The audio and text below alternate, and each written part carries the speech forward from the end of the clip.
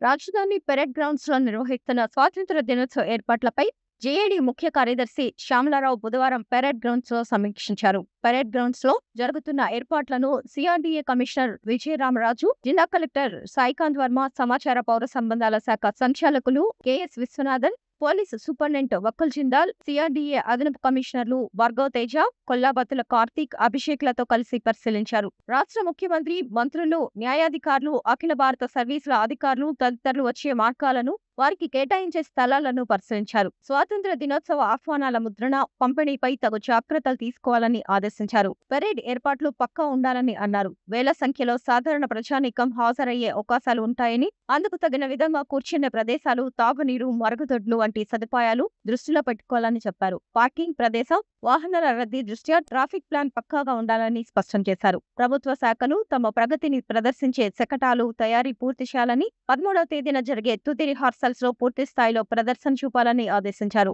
అన్ని శాఖలు సమన్వయంతో పనిచేసి విజయవంతం చేయాలని ఆదేశించారు.